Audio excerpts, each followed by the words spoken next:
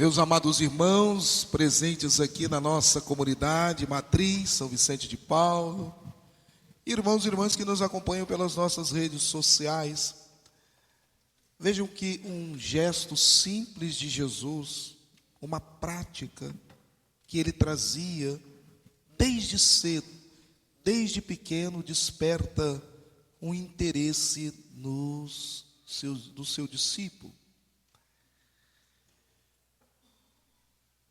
O Senhor é aquele que não ensina somente com palavras. Jesus é aquele que transmite também a sua mensagem através de gestos, de uma prática muito simples e humilde. Ele chama a atenção, desperta a atenção do seu discípulo por estar rezando, por estar em oração. Uma prática muito comum em Israel, a oração. A Escritura Sagrada no Antigo Testamento mostra o povo de Israel orando, rezando, pedindo a Deus. Mas Jesus é aquele que tem uma característica própria na sua oração. Ele gosta de se retirar para orar. E ele fazia, na maioria das vezes, em silêncio. E aquilo foi criando um interesse nos discípulos. De tal forma que, num dos dias que Jesus estava em oração, quando terminou, um discípulo perguntou a Jesus, ou pediu ao Senhor: Mestre, ensina-nos a rezar. Ensina-nos a ter essa intimidade que o Senhor tem com Deus. Nos ensina a, neste silêncio que o Senhor faz, poder contemplar, ouvir a voz de Deus.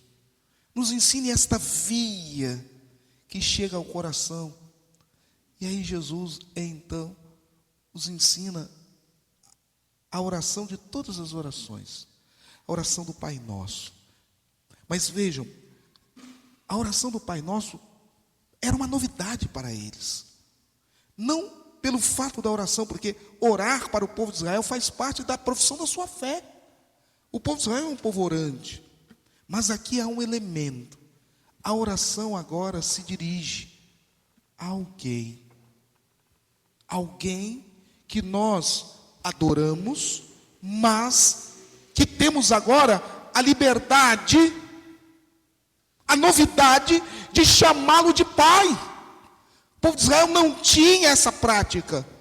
Deus é o outro, o inacessível, que habita uma morada distante de mim. Concebê-lo com características humanas, como um pai, é algo que está além daquilo que o imaginário, a tradição, a cultura de Israel pode absorver. Eles não eram ensinados a se dirigir a Deus como Pai.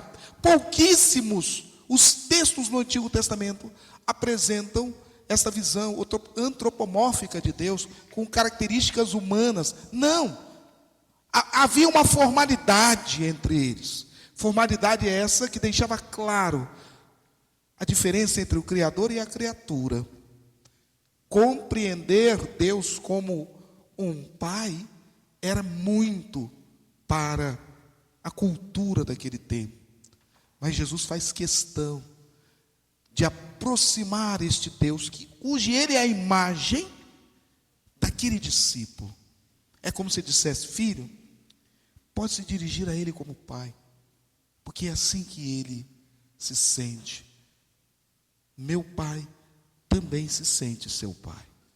E aí então Jesus reza esta oração que marca a nossa vida, a oração que mais nós fazemos, a oração do Pai Nosso. E começa ela como um grande louvor: Pai nosso que estais no céu, santificado seja o vosso nome. Ou seja, Jesus ensina a chamá-lo de Pai, mas mostra que Ele é o Todo Santo, é aquele que está acima Mas o fato que está, que ser um superior, não quer dizer que ele não esteja próximo. Sim. Dai-nos o pão de cada dia, sinal do teu reino. Olha que oração belíssima. Pai, eu confio tanto em ti, que o teu reino seja uma realidade em nosso meio. Sim, que eu seja instrumento da paz, como teu filho Jesus, o meu mestre, o meu Senhor. Que eu possa ver a sua glória, Senhor, em que todos os homens e mulheres vão viver uma fraternidade, uma relação de amor, que vai afastar de tudo e de todos o sofrimento, o pecado, as mazelas. Mas, Pai, dai-nos o pão de cada dia. Aqui, pão não é meramente sinônimo de alimento. Pão aqui representa tudo aquilo que nós necessitamos para vivermos fraternalmente, com dignidade, saúde, segurança, amor. Sim, fraternidade. Pão aqui é isso. É que eu possa viver dignamente com os meus irmãos, numa ternura relacional, numa dimensão de proximidade, que não falte nada, Senhor, para o nosso bem viver. Jesus nos ensina, existem coisas que nós não podemos, por mais que nos esforcemos, não temos o poder de fazer acontecer, de materializar. Nosso Deus, nosso Pai, sim, Ele tem. Ele pode fazer nova todas as coisas, Ele pode transformar os corações. Mas o que queremos não é muito, é simplesmente viver dignamente, Senhor, no seio da minha família, da minha igreja. Dai-nos, Senhor, este pão, sinônimo do teu reino. Sim, mas vejam, na oração do Pai Nosso, que Jesus ensinou aos seus discípulos, portanto também a nós, Ele pede que nós nos coloquemos diante de Deus tal como somos, homens e mulheres valiosos, preciosos aos olhos de Deus, mas com as nossas fraquezas e mazelas. Perdoa, Pai, os nossos pecados. Sim, não faço o bem que quero e acabo fazendo o mal que não quero. Então, diante de Ti, ó Pai, eu me apresento tal como eu sou, esta criatura, esta obra que precisa da Tua graça para me regenerar, para me reconstruir. Mas, Pai, uma vez fazendo a experiência do Teu perdão, eu também não quero reter as dívidas daqueles que me são devedores. Se eu pequei contra o irmão, dai-me força para perdoá-lo, ó Pai. Eu me comprometo. Se eu me senti ofendido, que eu possa perdoar também o meu irmão. A nossa oração, que Jesus nos ensina, leva em conta tudo que somos, tudo que temos, tudo que representamos. É a oração que nos faz transparentes diante de Deus. Sim. Vejam, meus amados irmãos e irmãs, nós, cristãos católicos, somos desde o início evangelizados, catequizados, para que a nossa oração não tenha meramente um conteúdo que expresse um egoísmo no coração. Na maioria das vezes, quando estamos em oração, quando clamamos a Deus, quando pedimos algo, não é para nós. Pedimos para um irmão, pedimos para um amigo, para um irmão, uma irmã, um companheiro. Pedimos pelo filho, pela filha, pelo esposo, pela esposa. Pedimos até por aqueles que nós não conhecemos, mas que a Escritura diz, é o meu próximo. Sim, nós, cristãos católicos, nos lembramos sempre do outro na nossa oração. Sim. Quantas vezes você pediu por um enfermo, por uma pessoa que necessitava, por alguém que se aproximou de ti e disse: reza por mim, reza pela minha mãe, pelo meu pai, reza por esse teu servo que está vivendo um momento difícil. Por favor, reza por aquela criança, por aquele idoso. Sim, reza por aquele irmão que vai fazer uma cirurgia, por aquela irmã que vai passar por um exame. Já não ouvimos isso tantas vezes? Reze por mim que estou angustiado. Quantas e quantas vezes você rezou pelo outro, pediu: Pai, interceda, age em favor de fulano, da minha irmã, do meu amigo, da minha amiga. Nós, cristãos católicos, somos assim, não é? Aí só depois vamos dizer: mas Pai, lembra de mim também, no meu trabalho, nas minhas lutas, lembra desse coração angustiado. Mas quase sempre, primeiro nos lembramos do outro, para depois falarmos de nós. Então a nossa oração, ela transcende o nosso ser, nossas necessidades. Na verdade, você já viveu essa experiência. Isso, quando alguém pede a oração, a intercessão junto ao Senhor para você, pode ter certeza que viu em você a presença de Deus. Sabe que você tem uma fé suficiente para que a tua prece chegue ao coração do nosso Salvador. Sempre é assim. E aí, meus amados irmãos e irmãs, não duvide do poder da sua fé, da oração. O justo viverá pela fé, já nos diz a Escritura Sagrada. O justo é aquele que toca o coração do Senhor. Veja o nosso pai Abraão. A cidade de Sodoma e Gomorra, segundo os estudos arqueológicos, os historiadores, era uma vila. Eram duas vilas que ficavam próximo ao Mar Morto, em Israel. O Mar Morto, se não me falha a memória, fica na região da Judéia. E ali ficavam essas vilas. Abraão, sensibilizado por aquelas pessoas. Vejam, Abraão não estava lembrando somente dos justos. Eu vou rezar e pedir ao Senhor, nosso Deus, para que Ele poupe pelo menos os justos. Não, Abraão estava preocupado com toda a cidade. Os justos e os ímpios. Ocorre que Abraão quis sensibilizar o coração do nosso Deus, pedindo pelos justos, mas sabendo que Deus iria poupar também os ímpios. Mas Senhor, se houver 50 justos, todos serão eliminados? Ora, ele conhecia o coração do nosso Deus. Não, Abraão, se tiver 50 justos, eu vou salvar todos, vou poupar todos. Mas Senhor, se não tiver 50, tiver só 45, por esses 45, todos terão sua vida preservada. Até que chega um momento em que Abraão diz: mas Senhor, escuta, se em Sodoma e Gomorra tiver somente 10 justos, filho, eu irei salvar a todos. Não se preocupe, eu não sou um Deus de vingança, Abraão. Quem sabe os justos serão uma luz para os ímpios. Quem sabe os justos comoverão o coração dos ímpios para que eles possam se converter, porque esse é o meu desejo. Eu não quero sacrificar ninguém. Que estes justos sejam um farol para as trevas que vivem os ímpios. Notem, alguém que vive na presença de Deus tem um poder de intercessão muito grande. Vale a pena cultivar essa espiritualidade orante, a oração feita através dos textos sagrados da Escritura. A oração oficial da igreja são tantas, aquela que é espontânea.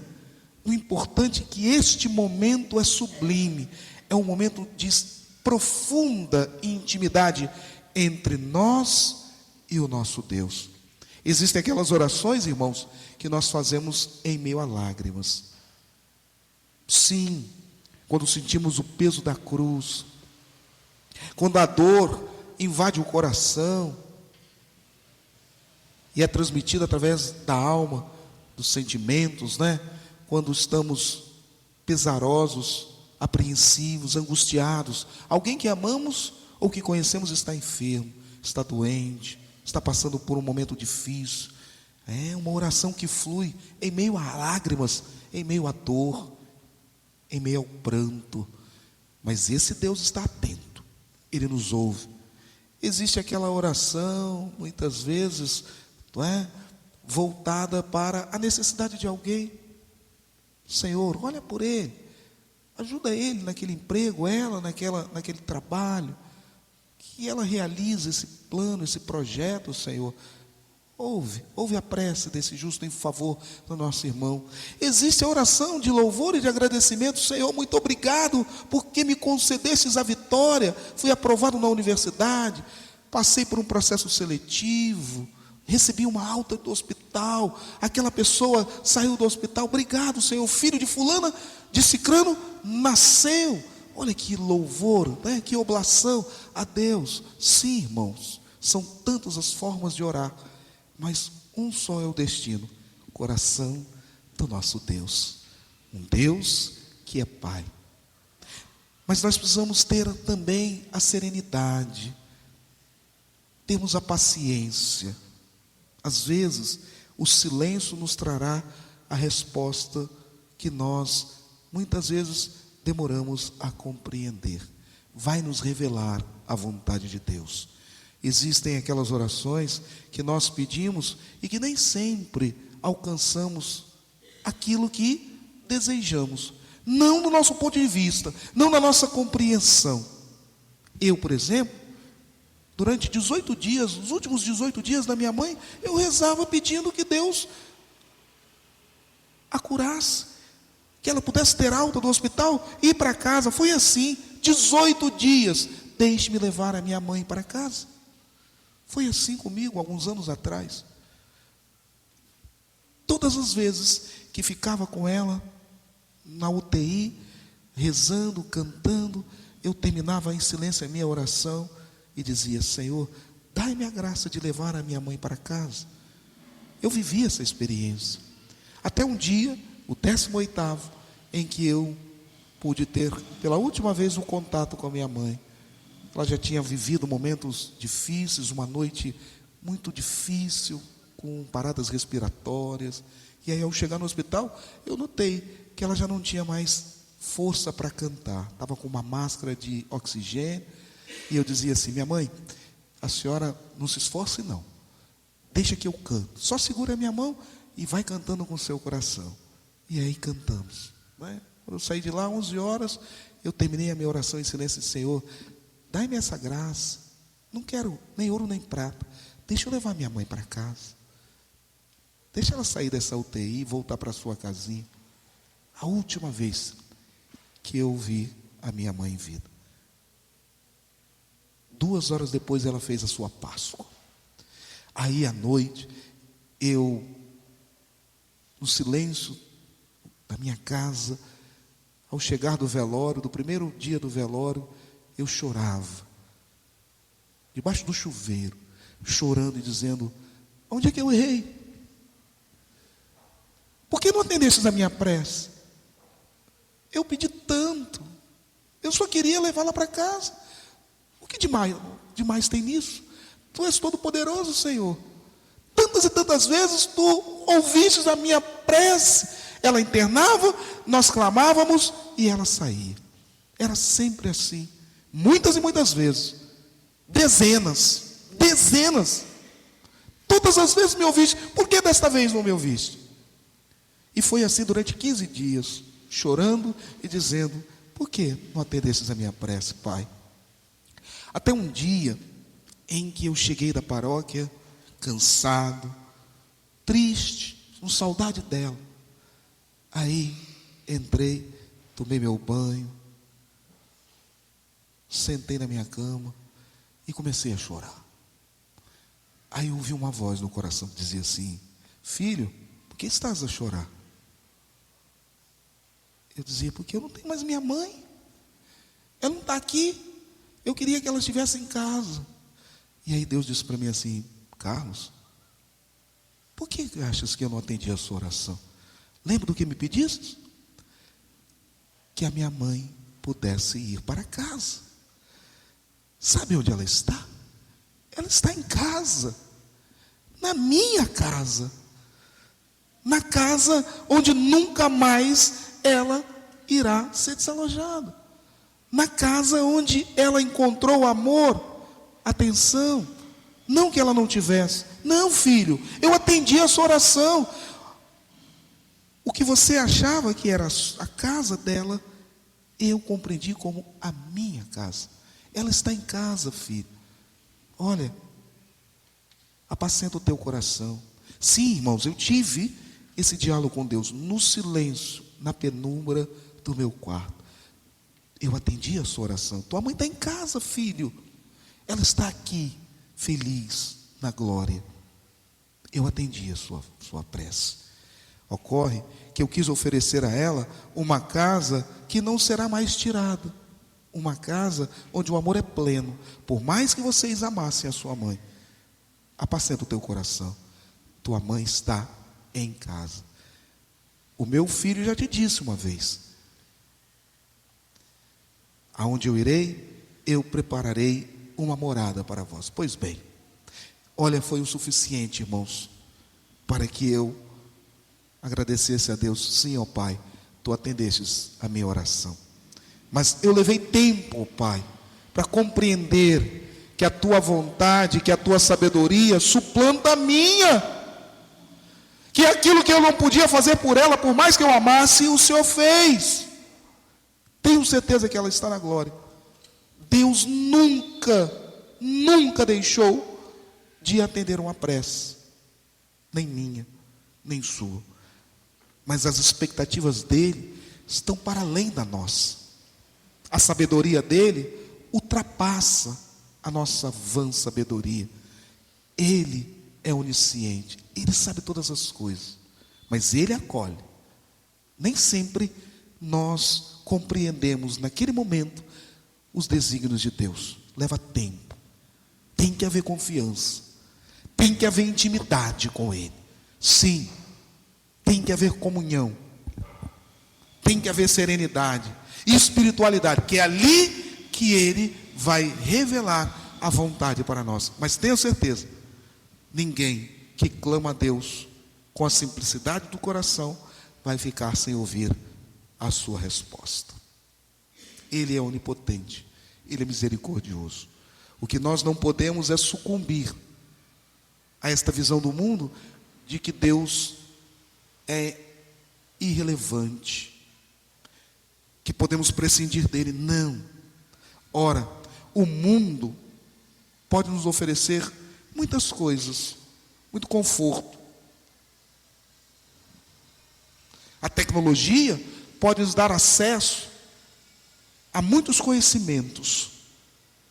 Mas naquele momento em que este servo aqui chorava debaixo do chuveiro, nada me trouxe satisfação ao coração, paz à minha alma, senão a palavra de Deus. Sim, ali sim, na oração eu tive o conforto, a paz que eu almejei.